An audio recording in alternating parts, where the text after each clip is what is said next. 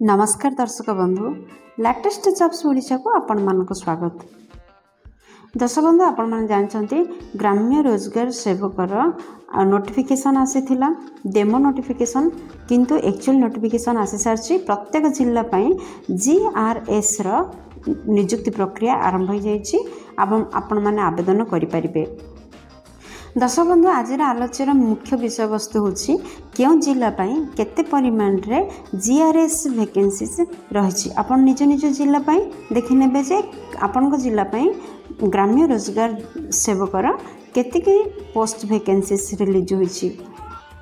दर्शक बंधु पूर्व आम डेमो नोटिफिकेशन देखी यहाँ तो प्रकृत नोटिफिकेशन ए डेट आसी जाइए अप्लाई डेट आसी जाइए अप्लाई लास्ट डेट आसी जाइए अप्लाई लिंक एवेलेबल रही आपण मैंने ऑल डिटेल्स वीडियो जाने जदि आपण मैंने इंटरेस्टेड रखुंट ग्राम्य रोजगार सेवक ताहले आपण मैंने देखि नियंतु आपण मानकर शिक्षागत योग्यता कौन रहा दरकार क्वालिफिकेशन कौन रहा दरकार बयस सीमा केते दरमा केते मिलिबो इंपोर्टेंट नोट कौन रही कौन इंपोर्टेंट डेट आपण मान रही कौन कौन डॉक्यूमेंट आवश्यक हम आपण मैंने यहाँ ऑफलाइन आवेदन करेंगे।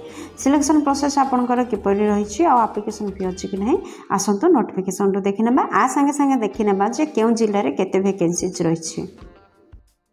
दर्शक बंधु बर्तमान मुझे आपण मानू नहीं आसी ओडिशा गवर्नमेंट जॉब रो एक पोर्टल साइट को जॉब पोर्टल साइट को आपण जदि चाहते ये पेज रे पहुँचवा आपण देखुवा वीडियो तले थिबा description box row first link रे क्लिक करंतु आपण मान मध्ये ये पेज रे पहुँच जिवे।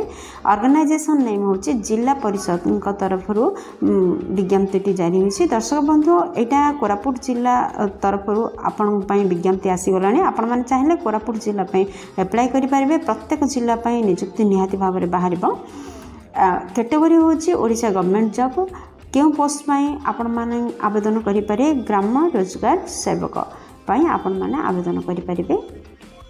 आपण मानकर ऑफलाइन रे आवेदन करिया हबो आपण माने चाहिले स्पीड पोस्ट रजिस्टर पोस्ट माध्यम रे आवेदन करि परिबे। के माने यहाँ को आवेदन करि परिबे देखंतु आपण निज निज जिला पाई ही आवेदन करि परिबे। आपण जदि कोरापुट डिस्ट्रिक्ट ताहाले कोरापुट पाई आवेदन करि परिबे। तेणु प्रत्येक जिल्ला रे वैकेंसी सब आसीबाक जाउछि एवं केउ जिल्ला रे केतिकी वैकेंसीज रहिछि आमे मध्ये ए वीडियो रे आलोचना करछि। आपण माने निज जिल्ला रे वैकेंसीज देखि नेबे।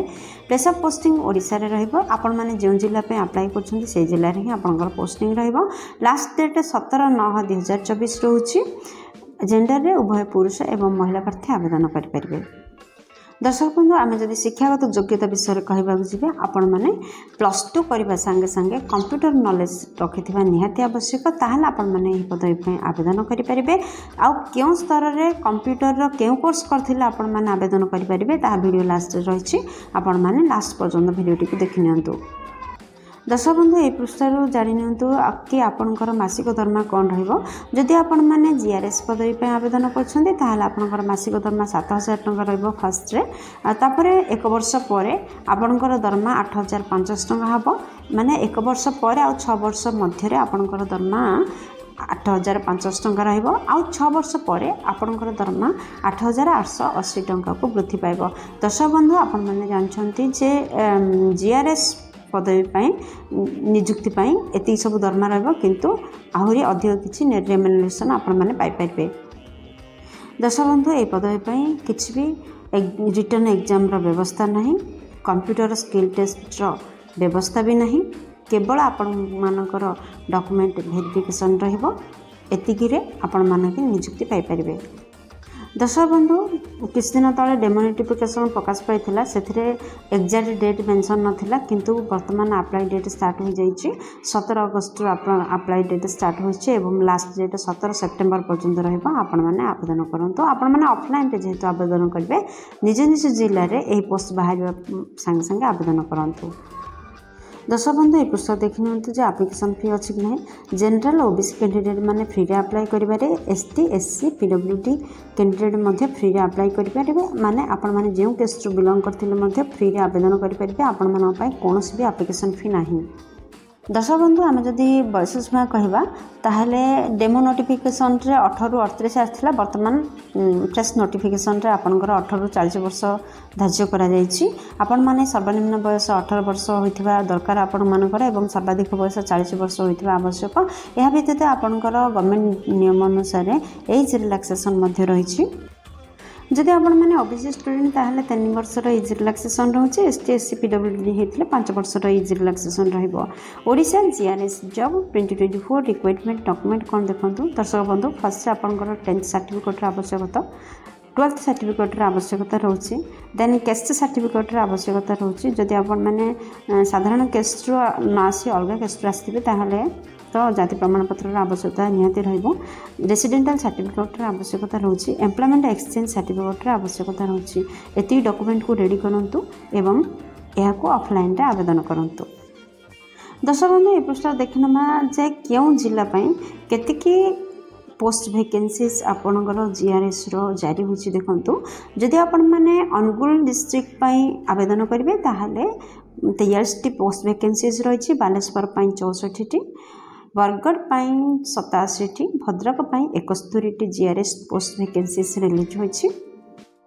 आपणकर बलांगीर 56 बौद्ध 87 कटक 54 देवगढ़ 64 आउ Dhenkanal 72 Gajapati 56 post vacancies release होइथिबा स्थले गंजाम 45 जगतसिंहपुर 50 नयगढ़ आपणकर 64 Jajpur 38 Jharsuguda 55 Kalahandi 74 post vacancies release होछि।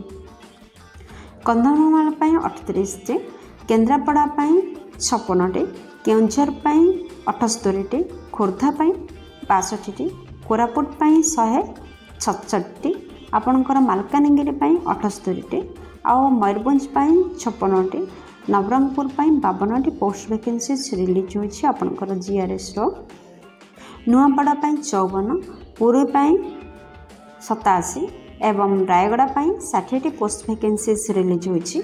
संबलपुर 75 पोस्ट वैकेंसीज रिलीज होछि। सुवर्णपुर 64 पोस्ट वैकेंसीज रिलीज होइतिबा स्थले सुंदरगढ़ आपणकर 63 पोस्ट वैकेंसीज रिलीज होछि। दर्शक बंधु आपण मान तो जानिले निज निज जिल्ला रे केतिकी परिमाण रे पोस्ट वैकेंसीज जीआरएस रिलीज होछि। केवल निज निज जिला आपण माने फॉर्म पकई पारिबे सेथिपाई निज निज जिल्ला रे केते पोस्ट वैकेंसीज रिलीज होछि निहाती जानि पारथिबे। दर्शक बंधु ए प्रसार देखि नियंतु जे आपण माने केउ केउ कंप्यूटर कोर्स करथिले आपण माने आवेदन करिवा को सक्षम हेबे। आपण माने जानिथिबे जे फास्ट नोटिफिकेशन आसीथिला +2 सहित आपण माने ओ लेवल कंप्यूटर करथिले ही आको अप्लाई करि परिबे किंतु नाइ ओ लेवल कंप्यूटर व्यतीत आपण माने कंप्यूटर रो एही सब कोर्स जदी करिथिबे ताहाले मध्ये आपण माने आवेदन करि परिबे। कोन देखंतु जदी ओ लेवल अछि आवेदन करि परिबे नचेत डीओई एसीसी कोर्स जदी करिथिबे ताहाले मध्ये आवेदन करि परिबे नचेत कंप्यूटर रो सब्जेक्ट रो आपनकर BCA PGDCA MCA BTech IT किंबा कंप्यूटर साइंस ए सब ऊपर मध्ये आपण माने कंप्यूटर कोर्स करी सर्टिफिकेट हासिल करथिले आपण माने निहाती भाबरे अप्लाई करि परिबे। निहाती भाबरे क्लियर हो जाइथिबे जे आपण माने केउ कंप्यूटर कोर्स करथिबा आवश्यक। दर्शक बंधु आपण माने निज निज जिल्ला पई आसुथिबा जीआरएस पई आवेदन करि परिबे किंतु एटा आपनकर कोरापुट जिल्ला रो बाहर सारछि नोटिफिकेशन। आपण माने जदि कोरापुट जिल्ला रो अछंती बा कोरापुट जिल्ला पई फॉर्म अप्लाई करबा को चाहउछंती ताहले एही पोस्टल एड्रेस रे आपण माने ऑफलाइन रे आवेदन करंतु।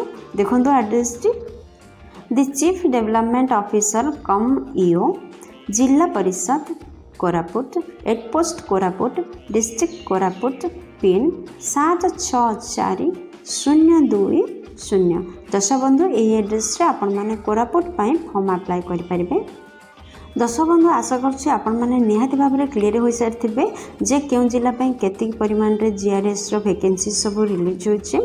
भिडियोटी आपणकर बहुत कम आसो मत लगुच जदि भिडियोटी किसी उपकार करटी को गोटे लाइक करूँ सांग मान सहित जस्टिस परिमाण सेयर करूँ जदि चैनल नुआ अच्छा चैनल को सब्सक्राइब कर बेल बटन प्रेस कर ऑल सेट करूँ जहाद्वारा प्रतिदिन प्रकाश पाता नुआ नुआ सरकारी नियुक्ति विषय में आपण मैंने प्रथम सूचना पाइपर। भिडियोटी को एपर्यंत देखिथिबार आपण मानक अशेष धन्यवाद। पुणी देखा लेटेस्ट जॉब्स ओडिशा नुआ एक फ्रेश अध्याय नुआ एक नियुक्ति सूचना सहित से पर्यंत जय जगन्नाथ।